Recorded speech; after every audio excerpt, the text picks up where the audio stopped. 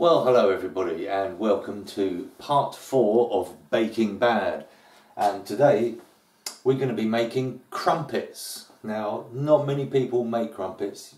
People make cakes and breads and biscuits, but barely anyone tries crumpets, so I thought we'll give crumpets a go. I do them quite often and they are really delicious and quite fun to do.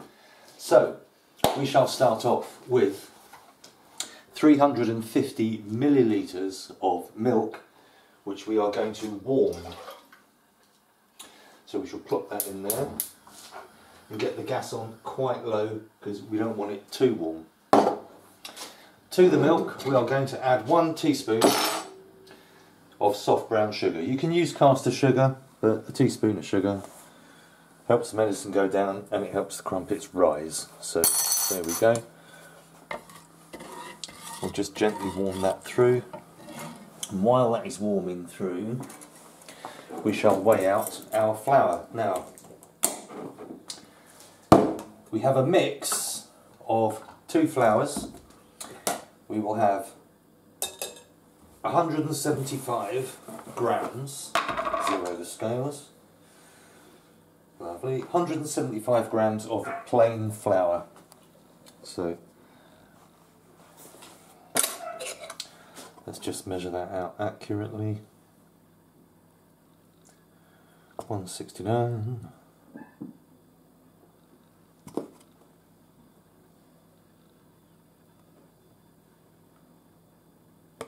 £175 grams of plain flour. Zero the scales. 175 grams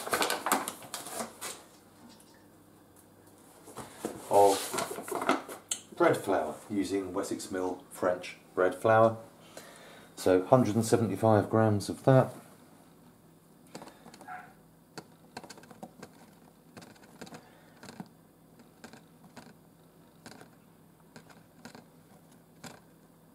There we go.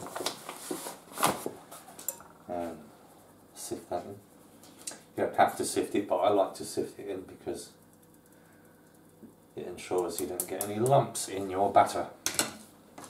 And this is going to be a batter, it's not a dough. Oh, one final thing, we need to plop into here 14 grams or 2 sachets of dried yeast. And we're using dried yeast today. I could use the fresh yeast, but I like to save that for my bread. And so we are going to use 14 grams, which looks like it's going to come in at about 3 and a bit teaspoons.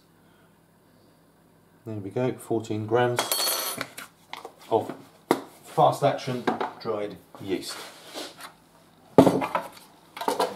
So, plain flour, 175 grams, bread flour, 175 grams, and 14 grams of fast action dried yeast. And we're just going to waz the yeast and mix the flours up and combine the 2 flours, and you just do that with a whisk through the dry ingredients like so. There we go. Right, let's check the milk is lovely and warm. I shall just check the temperature of that with my thermometer. We'll have a quick look.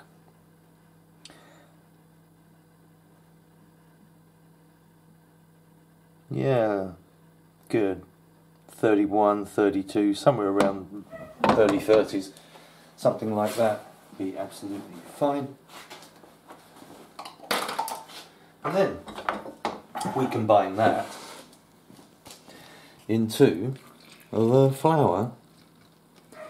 And here's the hard part. You now need to beat it all together to make a rather stiff batter.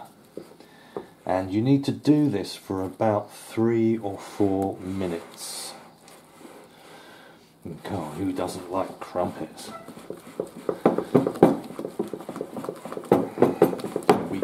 Here we go, that's the one. So it's about 3 minutes 4 minutes of beating, and it is essential to not just develop a little bit of the gluten, because it'll develop anyway, but I'll do this and we'll come back after 3 minutes, and after I'm worn out, because even though I've been playing drums for 46 years and my arms are probably the strongest part of my body, it is still damn hard work. So I'll see you in a couple of minutes. Okay, camera lady Rosemary is going to get in on the job as well. You could use a handheld mixer or a stand mixer, but that means a whole lot of faffing about and a load of noise and a load of washing up. So we use this good old-fashioned thing called elbow grease. Burn off the calories that I'm going to put on by eating the crumpets. And there we go. See, there is method to everything. Excellent. Let's get in there. Hi, yes, it's me again. I'll put my other clothes on and cut my hair. Okie dokie. The video camera threw a fit, so we're now continuing with the iPhone. So just scrape off this beater like so. Good. And then cling film it up. We're going to leave it for about an hour. And the batter will rise and get bubbly, and then it will drop slightly. But we need to now let the yeast do its thing. So cling film on.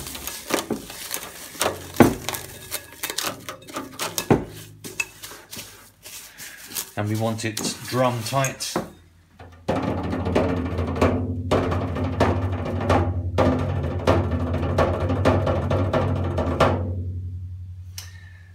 We'll see you in about an hour or so. Well, hello, it's been 1 hour and 5 minutes and it has risen right up, so it's actually touched the top of the cling film and then dropped back down, which is what it should do.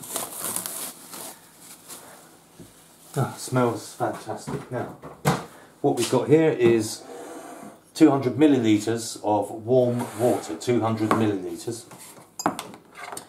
To that we are going to add half a teaspoon of bicarbonate of soda and 1 teaspoon.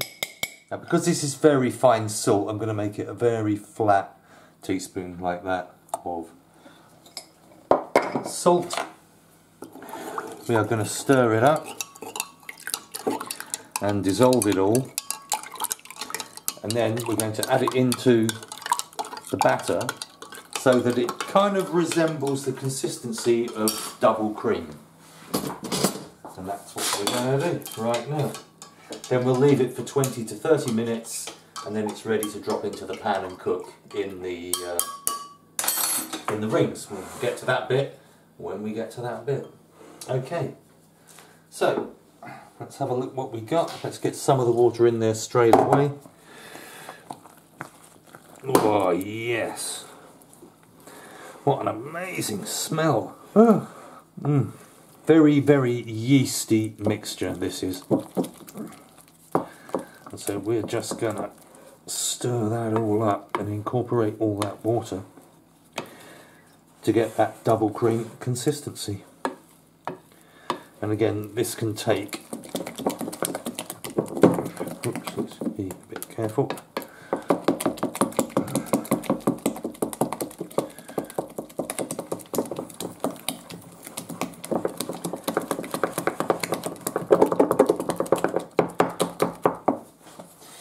It's going to take a little while.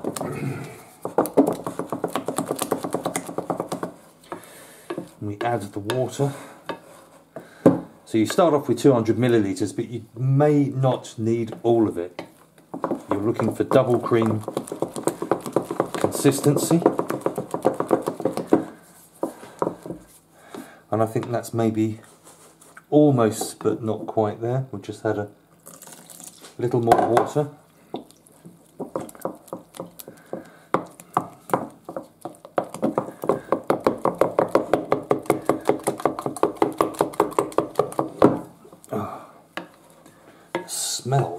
is amazing, isn't it? Mm.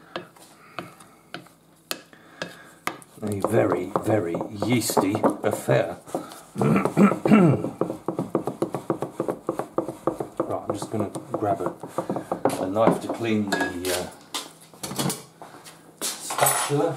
I think that's a kind of a double cream consistency that we're looking for. Think that looks about right, huh?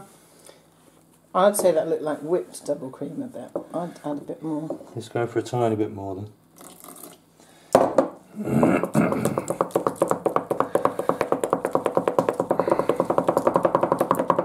But it's certainly a very loose batter, and it's not anything that you can even approach the idea of kneading, hence the stirring. But it is a glorious smell. Oh god, that smells exactly like raw crumpets. I think that's why you like baking, because you like the smell so much. I do, I love the smell and the technique and the science and the results, and baking is that magic of flour, butter, eggs, sugar, and what you can do with temperature and process with those 4 ingredients is unbelievable. The range of things you can make, from cakes to breads to biscuits to this stuff and beyond. Okay, good. That is stirred. Look at that, we finished stirring, and of course we'll come back in half an hour.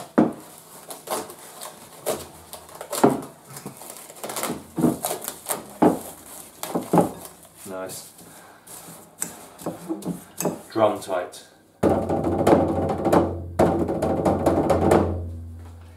And we'll just literally sit that there, and you can see the bubbles are starting to happen almost immediately.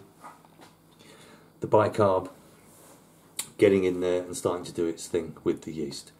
Okay, we'll come back when we're ready to cook them. Okie dokie, right, 20 minutes have passed. Oh, here is our bubbly, bubbly, bubbly yeasty batter. Beautiful. Okay, right, now what we're going to do is we're going to cook them on a griddle pan. So I've got a piece of kitchen towel here. And when you lightly oil something, this is regular sunflower oil, you don't want flavoured oils really. Just want a small amount of oil on there. And then on with the griddle pan, and this is what lightly oiling is.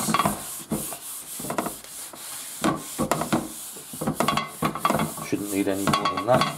There we go. And then we're going to lightly oil. Might just get a touch more oil on there while that's heating up. We'll lightly oil these rings, which we will cook the crumpets in. We put the rings on to the griddle pan because we need them to come up to temperature as well. It doesn't take long. There we go, give them a good old greasing like so.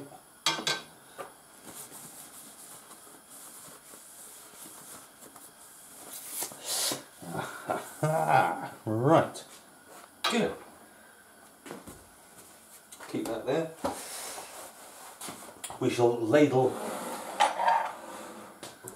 the mixture on.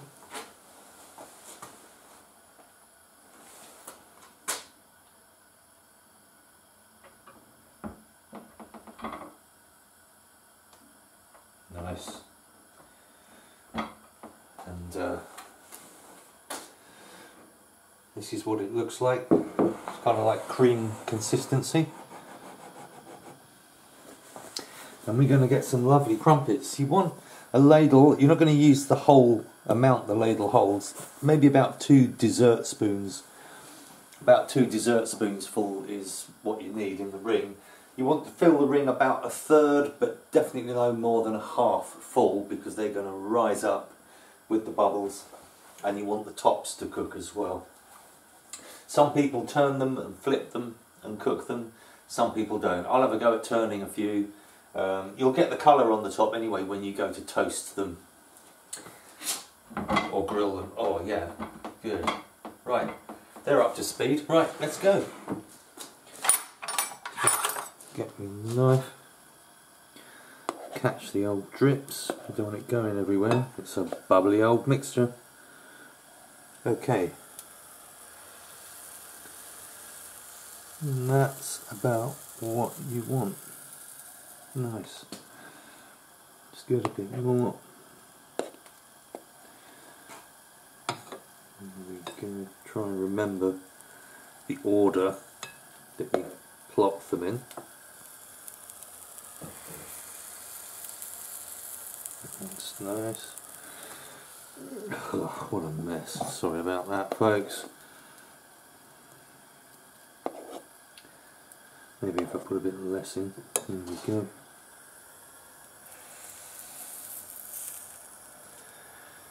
Cool. And finally,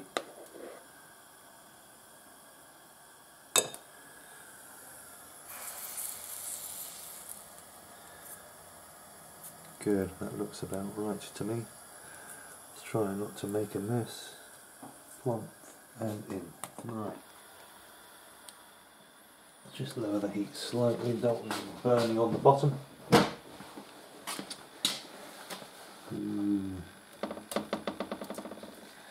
Here they come. There we go. Crumpets.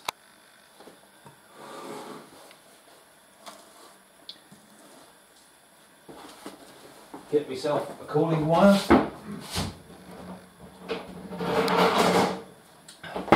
These are always very handy to have.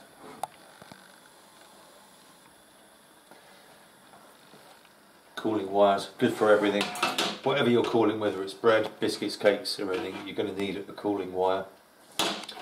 Always very useful. And in this instance, we're also going to use some tongs to flip the rings around. But these look really good. Let's get back onto our crumpets.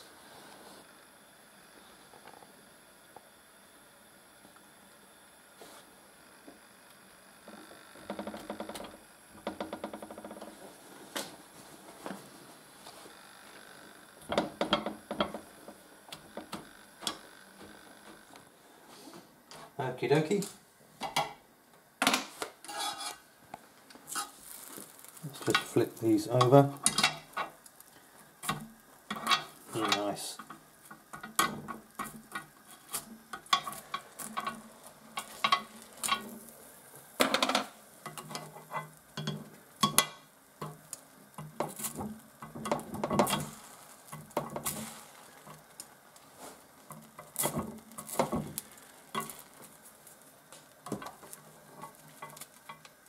Come on, how you come.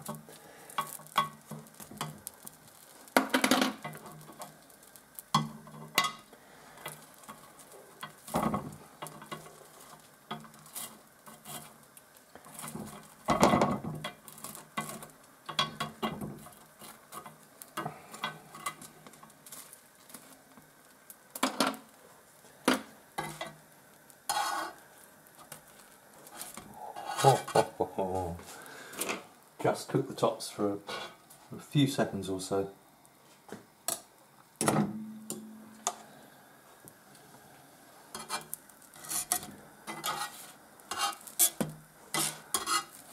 Hey, crumpets. Very lightly done on top. Brilliant. I'll just turn the gas off for a second. Here we go. Crumpets. Crumpets, crumpets, crumpets. Okay. Round two.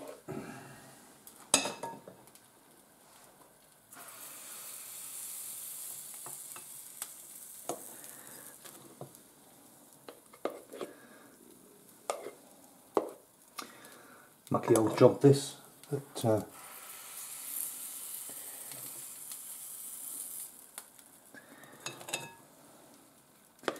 really lovely bubbly mixture.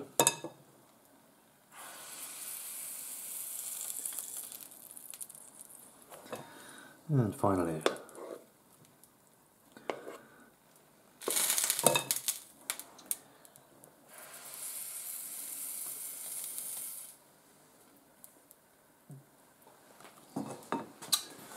Oh, yummy. Look, almost immediately, you can see the bubbles happening.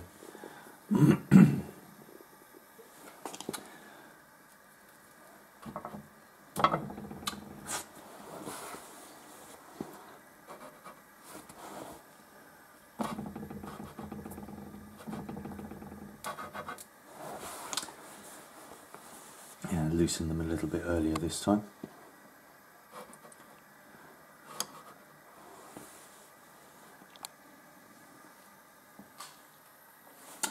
But that is essentially it. Crumpets. There you go. There they are. And they smell, honey. Yeah, they smell delish. They smell exactly like crumpets.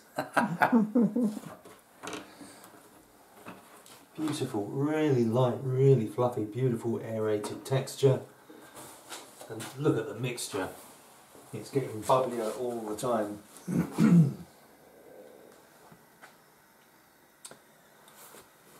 Superb.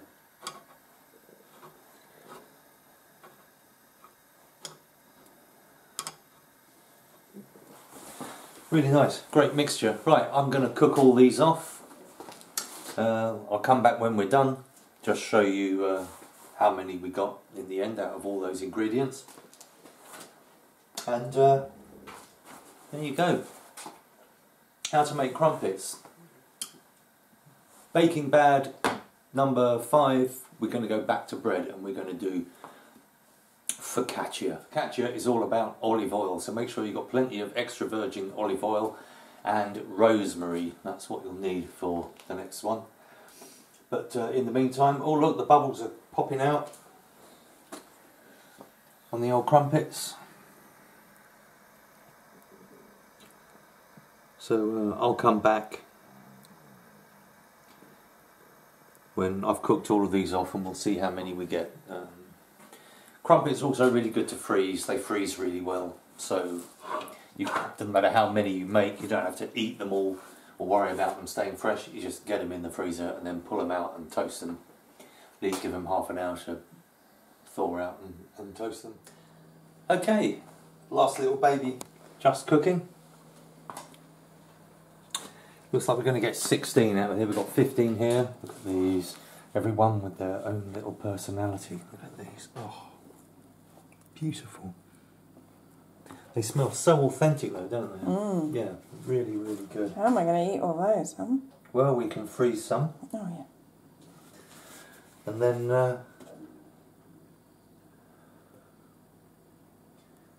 have them as and when we want them. We used to have frozen ones in the larder, didn't we? In the freezer, actually. Yeah. Right, that's it. See you for baking bad number 5, where, as I said, we're going to do focaccia, like proper focaccia.